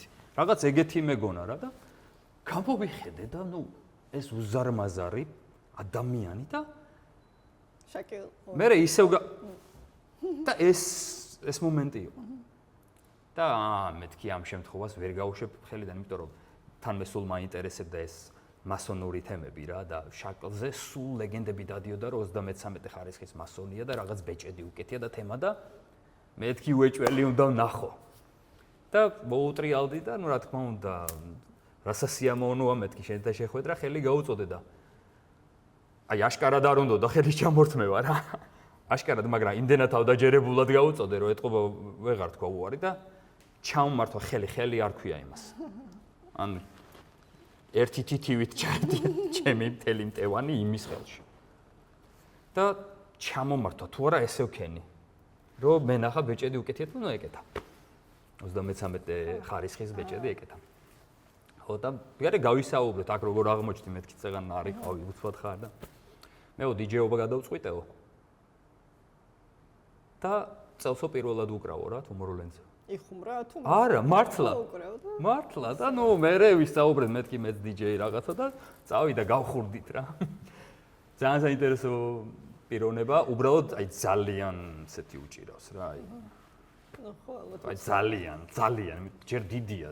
შენამდე ჩამოსვლა ეზარება რა. აი იქ უნდა გელაპარაკოს გაიგი და მოდი თუ ძმა ხარ, მაგრამ მე მიჯიგრა და ძალიან კეთილმეგობრულად მე საუბრა საბოლოოდ რა. ესე იგი შაკილ ონილი უკრავდა Tomorrowland-ზე ხო? კი. დიჯე. კი, იმ წელს პირველად და დებიუტს დავესწარი. და ისე ხალხის პუბლიკის დამოკიდებულება როგორი იყო იქ იბიცაზე? და შენი შეგრძნებები იბიცა არის ძალიან ჰაეროვანი ადგილი. მე არ ვარ ნამყოფი სამწუხაროდ, ამიტომ არ ვიცი ზოგადად იქაური სიტუაცია, თუმცა ხო, ნუ ჰიპსტერული, ეგრეთ წოდებული ჰიპსტერული კონსულია. რა თქმა უნდა, უფრო აქვს ეს შამანური ნაწილები, ხო? აქვს საოჯახო ნაწილები, ძალიან დედაშვილური ნაწილები, აი იბიცა ძალიან მრავალფეროვანია. ძირითადად აი ამ კლუბური ცხოვრების თუ აი ამ სფეროს მარკეტინგმა იბიცას მარტო ის იმიჯი იერსახე შეუქმნა, რომ იბიცა არის მარტო რაღაცა აი ეს. თუმცა იბიცა იმხელა ისეთი მიუხედავად იმისა, რომ პატარა კონსულია, ძალიან მრავალფეროვანია. აი მართლა იდეალურია ოჯახთან ერთად იქ ცხოვრება, ვთქვათ. თუნდაც დასვენება, აი პატარა ბავშვებთან ერთად. იდეალური. ოღონდ სპეციალურ ჩრდილოეთში უნდა იყო კუნძულის ან სამხრეთში, აი ესე. უნდა იცოდეს სად დაისვენო, თორე არაჩვეულებრივია რა. მოკლედ, მე კმაყოფილი იყავი იქ ცხოვრობით, მაგრამ მაინც ჩამოხვედი საქართველოში და იყო ეს მიზეზი ხა შე როგორც ვთქვი, კოვიდი? კოვიდმა დამარტყა ძალიან, იმიტომ რომ ყველა ხელშეკრულება გამეუქმდა და ალბათ არა მარტო შენ ზოგადად, ხო? ხო, ძალიან ბევრს. ანუ რასაც სახლიდან 2 კვირის განმავლობაში ვერ გადიოდი ადამიანი, ხო? არა, ძალიან ბევრი ხელშეკრულება გამეუქმდა და მათ შორის ყველაზე მნიშვნელოვანი ხელშეკრულება, რომელიც მქონდა, ის გამეუქმდა სადღაც ივნისის თვეში, ანუ მარტში ჩაგკეტეს, 17 მარტს თუ რაღაც. და ივნისის თვეში გამეუქმდა, უკვე ყველა ელოდა, ხო, ეხლა დამთავრდება. და რო აღარ დამთავრდა, ნუ იმათაც რო გამეუქმეს ხელშეკრულება. უკვე იძულებული ვიყავი, რომ რაღაც ზომები მივიღო. 3 თვე, ხო, დეკემბრიდან დაიწყო ფაქტი. არა, მარტში ჩავკეტეს. ნუ თებერვალში დაიწყო, მაგრამ მარტში ჩავკეტეს. თუმცა თებერვლიდან ის ინერცია მოყვებოდა ეს. მარტში ჩავკეტეს. უარყოფითი. და შენ რამდენ ხანში ჩამოხვედი საქართველოში? მე ჩამოვედი ივლისის ბოლოს. და როგორ გაძელი ის თუნდაც ის რამდენიმე თვე იქ? ესე იგი, რაც კი დანაზოგი მქონდა, წავიდა ბინისქირაში. კვებაში, რაღაცეებში. მე თვითმფრინავის ბილეთები ღირდა $1,200,000 მაშინ, იმიტომ რომ სულ ერთი ფრენა იყო და ხო, ფრენებიც ხო აკრძალული იყო მაშინ. ხო, ნუ სასწაული ამბები იყო და შეღავათი მაშინ არ იყო არაფერი, ხო? იქ ვამბობ რა, იმე სახელმწიფოსგან არა ქირა ეხლა არანაირი. არა, ქირაზე მაშინ გამოცხადდა, რომ ინდივიდუალურად დამქირავებელსა და გამქირავებელს შორის უნდა შემდგარიყო მოლაპარაკება, რომელიც ჩემ შემთხვევაში არ შედგა. სამწუხაროდ, ჩემი სახლის მეპატრონე ავსტრალიაში ცხოვრობდა და საერთოდ არ აინტერესებდა, რა ვიცი. ევროპაში რა ხდებოდა? ხო და ნუ ეგრე თან ძალიან მაღალ ფასიანი ვინა მქონდა და მოკლედ რა ის თვეები რო გაუძელი იმის ქირას და ხარჯებს კიდე მაგარი იყო და დროულად წამოვედი რომ ხო და მოკლედ ჩამოხვედი თბილისში და რა იყო ეხლა ის შვება იყო აქ ჩამოსვლა შენთვის? საქართველოს დღემდე შვებაა. ეხლა გეტყვი რა ჭრილში.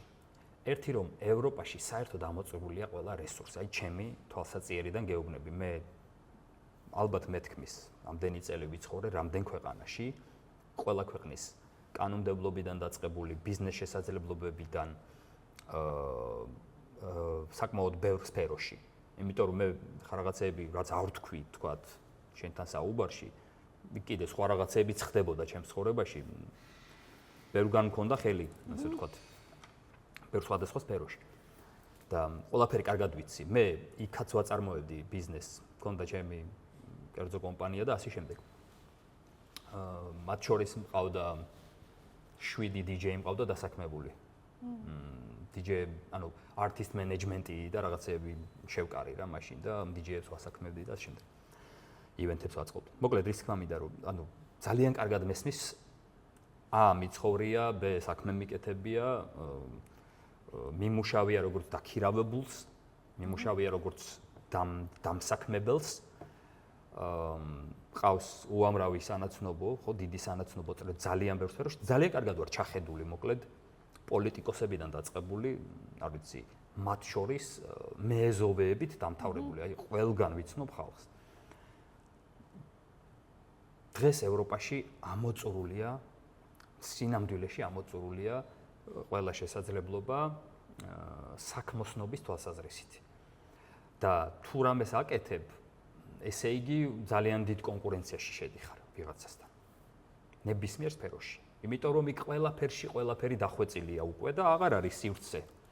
და საქართველოში იმდენი ხრელია ჯერ შესავსები, იმდენი მომსახურება არის გასაწევი, იმდენი მიმართულებით არის ჩამოსაყალიბებელი რაღაცა სტრუქტურა, მექანიზმი, აი იმდენი რამეა დასახვეწი, რომ ასეთი შესაძლებლობები და თუნდაც იგივე საგადახდო ნახე, შენ მაგალითად ნახე, ესპანეთში თქვა მცირე მეწარმე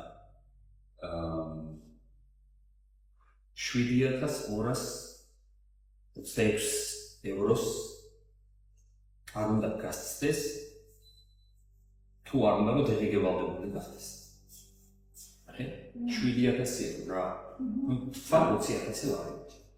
საქართველოში ამ მიმართულებით 100,000 ლარი თქვა მაგალითად, აი კონკრეტული ფაქტით რომ შევიდეთ. მცირე მეწარმეს უფლება აქვს 100,000 ლარის შემოსავალი მიიღოს, გადაიხადოს მხოლოდ 1% თავის შემოსავალზე, 1% მხოლოდ და თანაც არ იყოს დელეგე გადახდელი და ვალდებული ამ ნაწილში. აი მაგალითად მარტო ეს მოცემულობა ისეთი კომფორტია ნებისმიერი პატარა მცირე საქმის წარმოსაწყებად. მაგალითად ვთქვათ, მაქვს იდეა რომ გავხსნა მანქანის სამრეცხაო სიტყვას, აი უმარტივესი. ვთქვათ მაქვს რაღაცა კაპიტალი, შევიძინე აიჯარი ყავილი ვთქვათ მიწა, დავუყურე, დავაყენე სამრეცხაო საშუალებები, რაღაცები და ორჩა დავიწყე.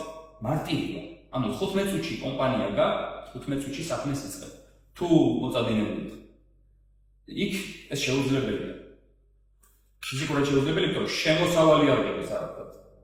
ხოხტები და მცირე მეწარმეობა რთულია რა, ნაკლები ტვირთი უნდა გედოს ზოგზე რომ შენ დაძრა ეგრეთ წოდებული სტარტაპი.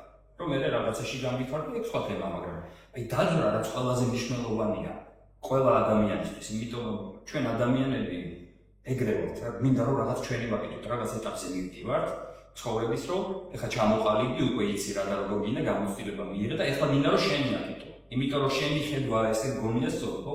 ამისთვის არის რაღაც წილვალე შესაძლებლობა საქართველოში ბუთი და მოედის ფაქტორებში ორივე შენ გარსა. იგივე შეიძლება ითქვას თუნდაც მათ შორის იურიდიული პირის ჩამოყალიბებას შეფესე იქნება სააქციო საზოგადოება თუ სხვა ნებისმიერ ფორმატში, იმიტომ რომ მოგების გადასახადს მაგალითად მარტო უცხოს. რაც წარმოუდგენელია ევროპაში. დასავლეთ ევროპის ჩვენ რაც ჩინებული ქვეყნებად რაც გვაჩნია, ყველგან 50-55%-ია მოგების გადასახადი. ბუღალტერებს გირაობენ ისე, ანუ ძალიან ბევრი სუსტია ბუღალტერს, რომ მოგება არ დააფიქსიროს. ახლა კომპანიების მიზანი გახდა ის, რომ სახელმწიფოს დაუმალონ და ჩვენ მეტი ხარჯი და ნაკლები მოგება, იმიტომ რომ მოგებას 55%-ს აქვს. ანუ ხოთები მთელი რეგიონის სისტემებია, რომლითაც საქართველოს დღეს მართლაც შეუდარებელი რამდენიმე ქვეყანასთან ერთად აი ესეთი პოზიცია აქვს, რომ სოფლიოში ძალიან ბევრი ადამიანი მოიწევს საქართველოსკენ ან ერთი ორი ეს აღმოაჩინე ჩამოყვედი შემდეგ ხო ეს აიჭი ჩამოყვედი უკვე აქ უნდა გადაიწყოს ცხოვრება გადაწყვეტე რომ აკეთებდა ხო კი ბატონო ისე ცოტა ხანს ჩამოყვედი ხო არ ვიცოდი მაგრამ ის რომ მე მინდოდა რომ საქართველოში ნაციონალური მანქანის ყოფილიყავი ძალიან ასე ვთქვათ ეს უკვე ფაქტი იყო ყოველი ამაში დამეხმარე რომ ხოჩქარა მემეგოის გადაწყვეტილება და მე უკვე ნახავდი რა როგორ აბორდებოდა ხო თქვა რა თქმა უნდა ეხლა მინდოდა ისევე როგორც საკუთარი საქმის კეთება, ასევე შეიძლება რომ ინვესტან რამე საქმეში ჩართვა, ასე შემდეგ, ხო? ბევრი ყველა ვერსიას განვიხილავთ, იმიტომ რომ შემოვიდი ახალ სათამაშო სივრცეში და ვიცი, აქაც ფისკალობით ყველაფერი ძალიან კარგად არის. ნამდვილად თუ მოწადინება გაგლია, იმიტომ რომ ჩამოხვედი ძალიან მოკლედში. ერთი რომ ჩავერთე სოფლის მეურნეობაში, მეორე რომ ჩამოვყალიბე ჩემი ივენტ კომპანია და ვემსახურები სხვადასხვა კორპორატიულებს თუ კერძო ივენტებს თუ ჩამოვყავს არტისტები თუ ასე შემდეგ. და მესამე, ჩემი პირადი ორიზიებები მაქვს Sundays, ეგრეთ წოდებული, კვირადღე, რომელსაც უკვე 3 წელია ვარ. და რაღაც სამივე პლანზე ძალიან კომფორტულად და ლაღად ვმუშაობ. იმიტომ რომ არავინ არ დამსდევს შემწყობ ფაქტორები ბევრია, მათ შორის სახელმწიფოთან დაფინანსების პროექტები. და ვიცი, ძალიან ბევრი კომფორტია, რაც ევროპაში აღარ აქვს. აი საქართველოს რაც ახსენე რა კიდე აი ასე კეთებია რა შენ გამომიყენებია და ისთვისაც აი ეხლა ეს ჩამოთვალე ეს სფეროები რაღაც კარგად გაითვლისე ხო მე რასაც ვხედავ ყოველ შემთხვევაში სანდრიჩ იმას და იმას სეშენი წარმოება კარგად საერთოდ რა არის ის რაც გამოიყენე როგორც შეიძლება თქვა და თუ არის კიდევ ისეთი ამბები რასაც შეიძლება განავითარო უამრავი ამბავს ვიქრათ და ძალიან ბევრი ვერკეტი არსებობს და ზოგადად რაღაცა პროპაგანდისტულად უარ გამომივიდეს ფაქტია თუ ვინმე დაინტერესდება ჩაიხედოს ნახოს მე პირადად რა შეიძლება ჩავიხედე რაც მაინტერესებს ყველგან არის შესაძლებლობა იმის რომ შეხვიდი ამ საქმეში იმიტომ რომ არ არის ჯერ შევსებული და არ არის საკმარისი ან მომსახურება ან წარმოება ან სხვა კომპონენტი შესაბამისად შენ შეგიძლია შენი წვლილი შეიტანო მაგალითად თუ სოფლის მეურნეობას ავიღებთ ხა კაკალს ვაწარმოებთ ხო არ არის საქართველოს საკმარისი კაკალი შემოდის უცხოეთне შესაბამისად რაც უფრო მეტ კაკალს შექმნი უკეთესია მით უმეტეს თუ ხარისხიც იმიტომ რომ რა ვიცი სეზონი მოსავალი არ იყო აღებული ქონდა ამის დაციტვა იმიტომ რომ ზეთყვები ну კარგი უნდა გაკეთო მოდი ამაზე შევიდე საქართველოში შრომათა სახელმწიფოს რა დაყვასოთ ხო ხელშეწყობა განადაფინანსება მინდა სტარტაპის მინდა თუ მასალური რაღაც ბიზნესის განვითარება ან განახლება ტექნიკის თუ როგორც არის რა ეხლა მე ბევრი ვარგლაპარაკო ყოველთვის ნათელი მე ის თამაში თავარი რაღაც საქართველოს არის პატარა რომელსაც არ შეუძლია რაღაცა გრანდიოზული წარმოების მასშტაბების დადება. ამიტომ საქართველოს ერთადერთი ამოცანა უნდა ყველა სახის წარმოებაში არა რაოდენობა, არამედ ხარისხი.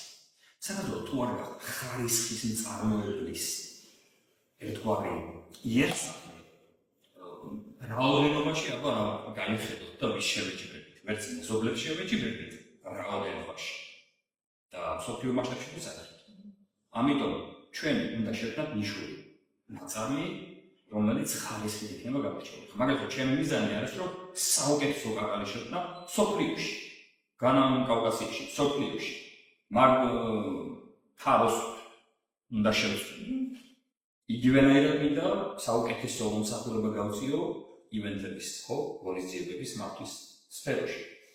და თავად როგორც შემსრულებელმა DJ-ი რაც იქნება, რაღაცა წვლილი შევიტანო ჩემი ყოველკვირეული და აი ამ ყოველკვირეული ღონისძიებებით. რაღაცა ეს ჟანრი დამკვიდრდეს, იყოს კიდევ ერთი არჩევანი ქალაქში, რომ აი ესეთი მუსიკაც იყოს ესმის და კვირა დღეს არჩევს.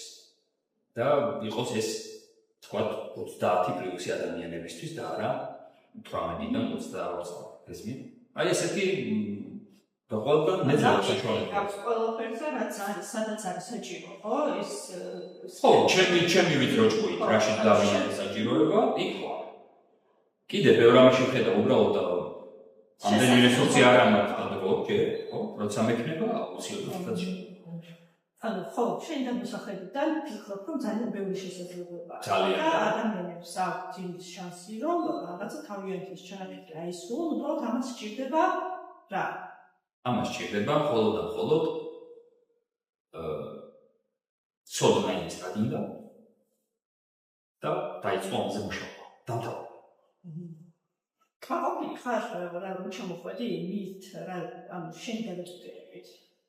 განდა იმისა რომ აი თუნდაც არ ყოფილიყო კოვიდი და რაღაცა უნდა ეს ხო ფაქტორი პირველ რიგში გამოწვეული მიზეზი ის უცეჭამბელი ის იყო თუმცა შემდეგ სხვანაირად მოსამართლე ხო ძალიან ბევრი სფერო გამოვიტანე ხო კაყოფი ხარ ზოგადად ამ გადაწყვეტილებით თუნდაც რო კოვიდი არ ყოფილიყო და ისე ჩამოსულიყავი და არ გეცხოვრე და ესე გეცხოვრე ხო როგორც ხარ და ნუ გეწარმოებინე შენი ეს სხვა სფეროში შენი ბიზნესიც ხო მე არ ვიცი რა შეიძლება ხო რაც არ მომხდარა იმაზე ვერ ვისაუბრებ მაგრამ კოვიდით მოხდებოდა ეს კოვიდის გარეშე ფაქტია რომ სფეროში მაინც საჭიროა ამ სხვადასხვა სფეროში საჭიროა რაღაც ახალი სიტყვის თქმა ახალი აგურის დადება შემატება იმიტომ რომ ჯერ მზარდი ქვეყანაა ჩვენ დღეს არა ვართ ხო ევროპის ყველაზე განვითარებული ქვეყანა ვინ უნდა განავითაროს პირველ რიგში მე ჩემ თავს ხო პასუხისმგებლობას, რომ მე რომ მინდა რომ საქართველოს უკეთესი იყოს რაღაცაში. ანუ სხვის გამელი რომ საქართველოს უკეთესი იყოს, ანუ შენ გამელი თქვა, ირინა უნდა განავითაროს საქართველოს? კი, მაგრამ პირველ რიგში მე. და მე რაშიც შემეძლება იმაში დაწავწი. მთელი ჩემი ცოდნა გამოცდილება, რაც დაგროვილი აქვს. ამაზე კაცს უნდა გამოვა. კი რა ვიცი. მაგალითისთვის გეტყვი, მე ესეცი როდის გავიაზრე, არ ვიყავი ძალიან დიდი არ ძალიან პატარა, ალბათ 28 წლის დაახლოებით. ბელგიაში დავდიოდი ტაძარში და მადლობა ღმერთს მიყვარს ეგ ამბავიც. ზოგადად ჩვენი საქმიანობა და მართლმადიდებელი ქრისტიანი ვარ. რამდენად ღირსეული ვერსია არის, მაგრამ იმის გამიდა რომ დავდიოდი, იმიტომ ტაძარში სამწუხაროდ ტაძარში არ იყო ის მოცემულობა, რომ ყოფილიყო კარგი ჟღერადი გალობა. და ჩემი თავი დავიჭირე იმაში, რომ განვიკითხავი, რომ აი რა ცუდი გალობა, ვერ ვისმენ ლოცვას, თუ რა ვერ ვესწრები. ანუ დისკომფორტში ვარ, იმიტომ რომ აი არასწორი ხმები ისიც. მოსწორედ ხმა და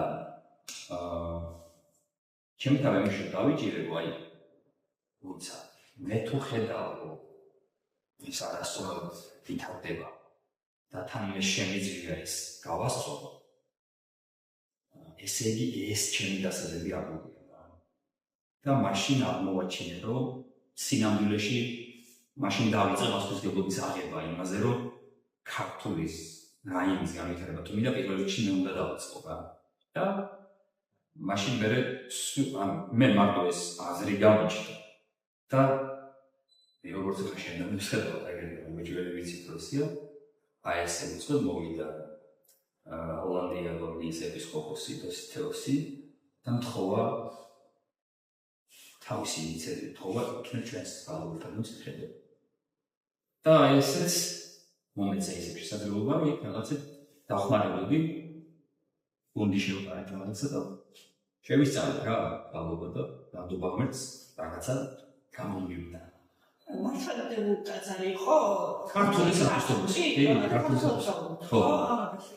ხო და აი მაშინ დავიწყე სინამდვილეში იმაზე ფიქრი, რამდენად მნიშვნელოვანია, რომ ანუ რამდენად ბოროტებაა ჯერ ჩვენ თავში, რომ ქართველები ერთმანეთზე ან საქართველოზე ვამბობთ აუქს, ნაცვლად იმისა, რომ რაც გამოსასწორებელია, იმაზე მუშაობა დავიწყოთ. ეს სავარაუდოდ ამას უნდა დავუხოთ ყველაფერს და მე მგონი რომ მნიშვნელოვანია ამბავი, იმიტომ რომ ნახე შემეცაც მოცლები ხარ და მარტო სხვისი გამიკითხვის გცალი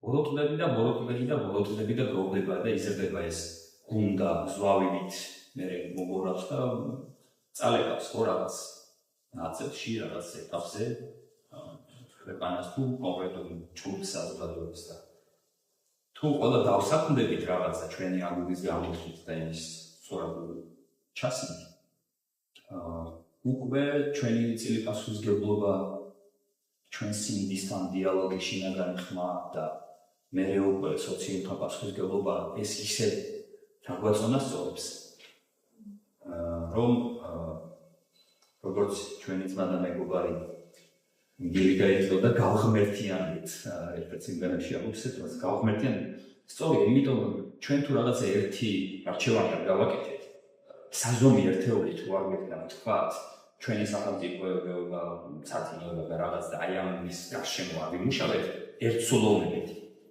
მაშინ სულ სხვადასხვა მიმართულებით მივეკაჩებით რა და შესაბამისად ვერ აშენდება იმიტომ რომ სხვადასხვა მხარეს ვეკაჩებით ჩვენ ერი უნდა შევთავაზოთ იმაზე რომ ეს ჩვენი მოსავლებია ჩვენი გასაკეთებელია ავები ვართ კარგები ვართ არა აღმოჩნდა ეხლა ვდგეთ და ეხლა გავამჯობესებთ და ეხლა ვაკეთებთ ანუ არასდროს არ არის გვიანი არასდროს სულ რომ საბოლოო რაღაც სკელზე გეგმოს თავი იქაც არ არის გვიანი წარმატებას ვისურვებ ყველა მიმართულებით და საერთოდ ცხოვრება განმეტი და უბრალოდ ცხოვრება ყოველთვის წინ წარმატებებს ხავარია და ზუსტად ისეთი როგორც სამშაბათებელი წარმატებით და ნაკლები პრობლემით და ნაკლები შემთხვევით აქტუალობით. დიდი მადლობა წამოდებულისთვის. რა თქმა უნდა, თქვენს და ჯგუფს